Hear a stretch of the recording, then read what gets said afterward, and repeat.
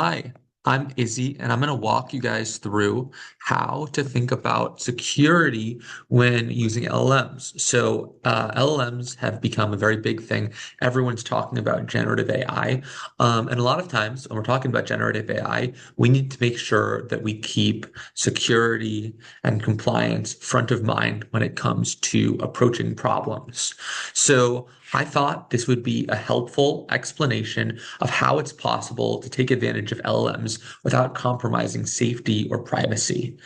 So, with this in mind, I want to go through a basic agenda where I'm going to tell you a little bit about me. I'm going to tell you a little bit about why this is an issue.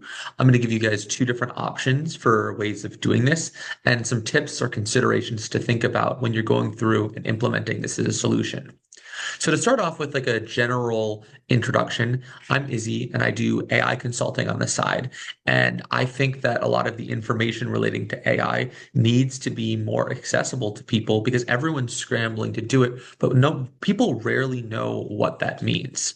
A big issue that's been coming up recently is that a lot of times people want to use these new models to make their work easier, but they don't trust the AI companies to end up keeping the data private. So a couple examples where this might take place is, let's say I'm creating intellectual property, and I don't want this data to end up training the model, or perhaps I am working with personally identifying information, personal health information. General compliance related issues might prevent me from using LLMs like Anthropic, Claude, or OpenAI's ChatGPT 5. And also, a lot of times, there are PHI or healthcare concerns as dictated by HIPAA to make sure that patient data is kept safe. Whatever the specific case is, there is a need for privacy and compliance when looking at LLMs.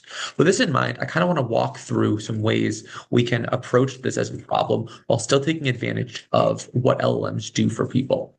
The first way that you can really solve this problem is you can use a local model. So there's a couple tools out there that help you download a local model through a tool like LM Studio, which will allow you to use some of the basics of the LLMs, which is really nice. So LM Studio has a nice graphical interface that kind of looks like this, graphical user interface, where you can determine which model you want to set up. It's not super hard to set up either.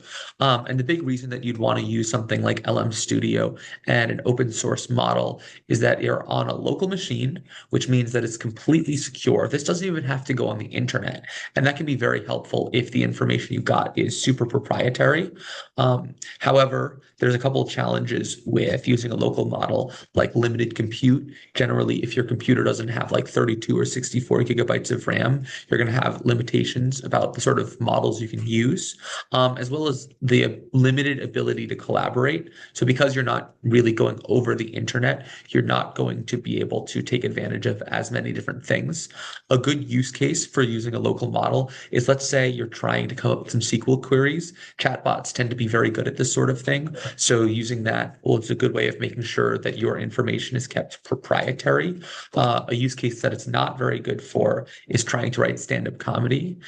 This is because, especially as you are using an open source model that you've downloaded on your computer, to use it on your computer as opposed to on like a big mega computer that like an AI company has, you essentially sacrifice some of the parameters, which limits your ability to really get creative or see tons of different associations. So a second way that you can approach the problem of compliant AI is to use a hosted service. So instead of running your chatbot on your computer, you can use one of the big cloud providers like AWS for the compute and configure secure settings. So there's a couple different ways of doing this. And I'm not going to go super deep into the technical implementation, but essentially, if you were to use one of the cloud providers, you'd be able to have a more scalable solution with better, more complete models, and you'd have the ability to collaborate during that. But the big disadvantages for doing that is it costs money to do this, and there's some complexity associated with implementing this by like allowing the right IPs to use this, to make sure your RAG is set up. up. So the diagram that I have over on the right kind of explains one of the considerations that you'd have to go into. So a good example is, let's say you want to make sure whatever model you're using has access to specific bits of knowledge. One way you can approach this is you can do RAG, which essentially retrieval augmented generation, I think, which creates kind of a two-pronged part of the query. It starts by you asking the question, which searches for relevant information within the knowledge sources. Then it appends that relevant information into the query for enhanced context, which it then sends directly to the large language model, which then generates a text. And this makes it so it doesn't learn on the base model, but instead only takes the information that you've got available to it.